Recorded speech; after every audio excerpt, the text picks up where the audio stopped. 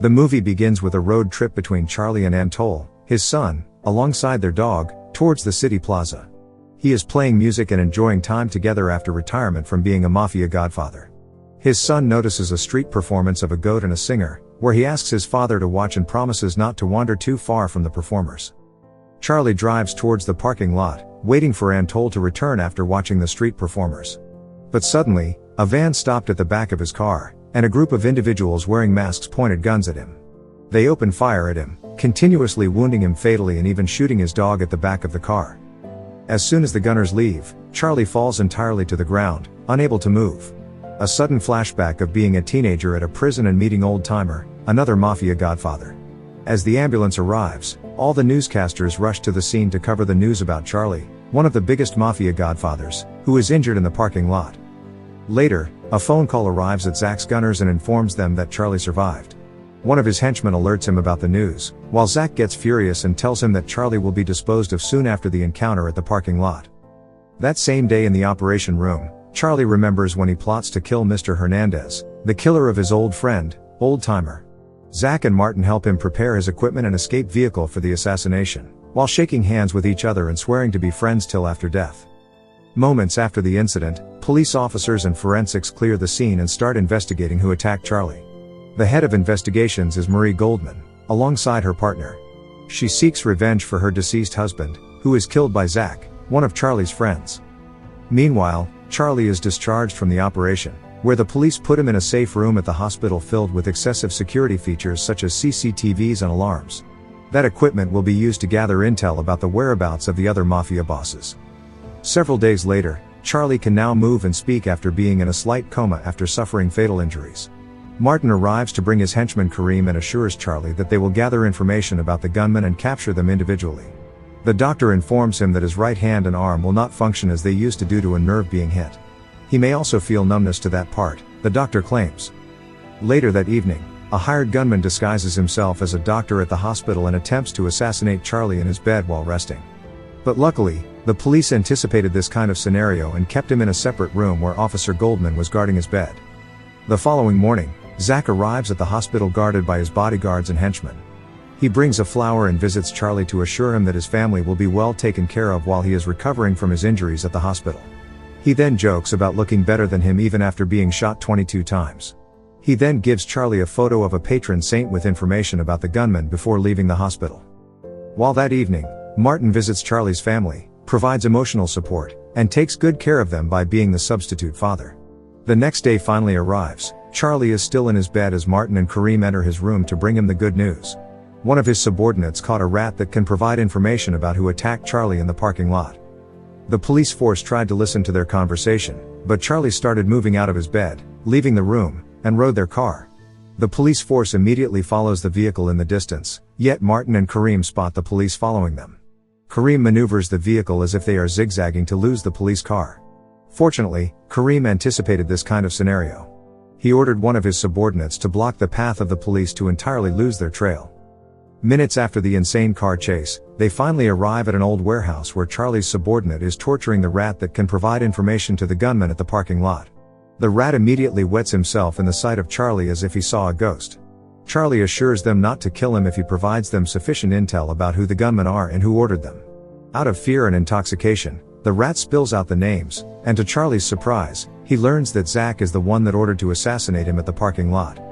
After hearing that Zach schemed his assassination, he orders Kareem to clean the rat and send him home, fulfilling his promise not to kill him after providing information. But Charly does not know that he will soon regret showing mercy by letting the rat free after one night. The rat informs Zach's henchmen that Charly knows who attempted his assassination and who the gunmen are. They kidnap Kareem and torture him to death before feeding him to two aggressive dogs.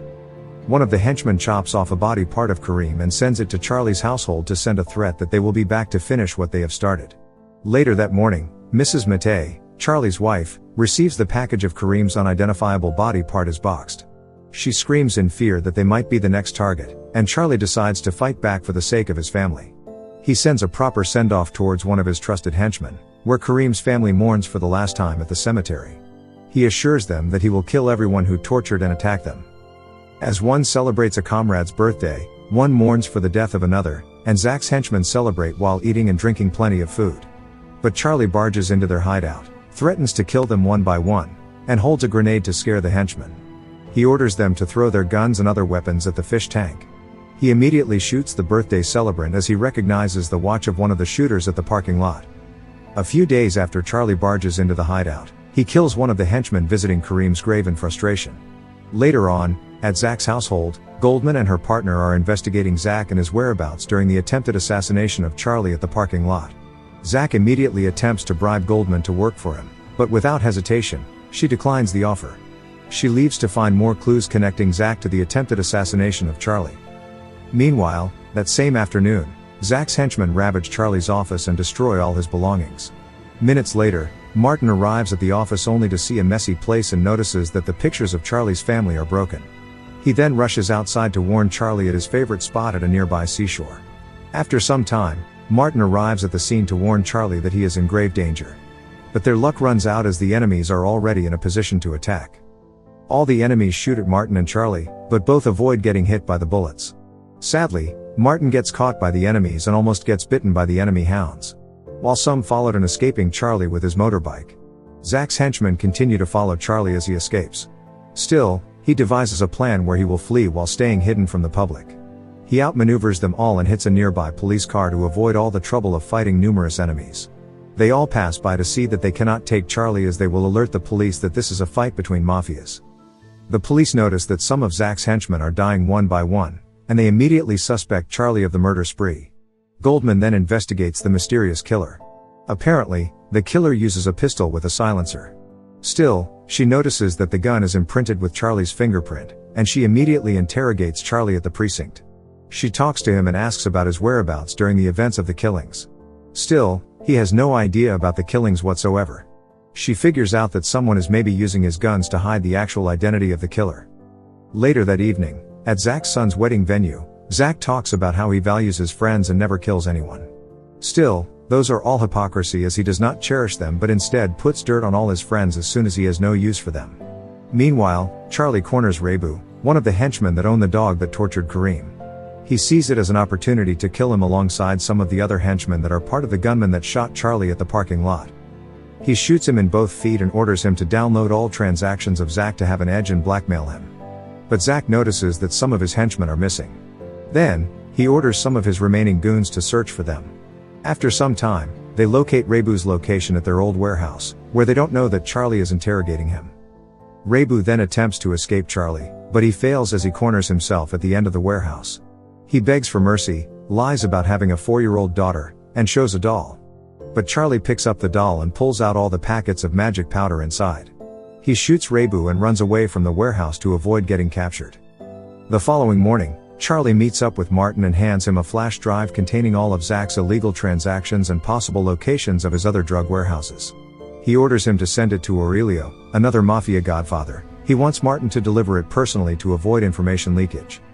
The next day, one of Charly's henchmen fetches Anatole and Eva, his kids, from school while Goldman observes her police car from afar. Still, as soon as they leave to return home, Zach's goons shoot at the vehicle, where it immediately kills Charly's henchman and kidnaps both his son and daughter. After some time, Eva is seen at the nearby gas station full of bruises, but his son is still missing. She tells them that if Charly does not surrender, he will kill Anatole as she cries to her mother. Another day arrives, and Charly plans to send Zach a message while faking to surrender, avoid more bloodshed, and eradicate the competition with the other mafias. He then meets up with Goldman to propose a negotiation to rescue his son. He suggests faking his arrest to divert the attention of Zach and bring down his defenses for a better chance to save his son. Goldman agrees to help him, but on one condition. She asks him to stop Zach once and for all, for revenge on her fallen husband. As the police air all news about the capture of Charly, Zach orders his goons to dispose of Anatole as he has no use of him anymore due to his father being captured by the police. Meanwhile, at another warehouse, one of the henchmen orders a goon to finish the kid and to gather all the materials needed to bury the kid's body. The goon collects all the required materials, but he smacks the head of the henchman as he does not want to kill an innocent child. He attempts to free Anatole and assures him that he will be safe. But the henchman stabs his gut from the back while Anatole screams in fear. The henchman then stuffs the body of the goon and Anatole at the back of his car and immediately leaves the area to kill Anatole somewhere safer. But Charly arrives and climbs the barbed walls of the warehouse and escapes the maze-like barbed wire surrounding the warehouse itself. He notices a car attempting to escape, and he hears his kid.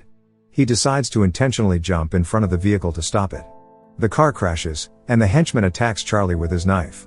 Still, fortunately, Charlie uses his right arm, which does not feel anything, as a shield to block all enemy attacks. He defeats him by slamming him with the car door and ending it by twisting the neck, immediately killing the enemy. He successfully recovers his son, and they leave the area to go back somewhere safer. Meanwhile, Charlie decides to not run anymore and to confront Zach at his house to end it all. The following day, he successfully sneaks into Zach's house, confronts Zach, and asks him why he did all those heinous crimes.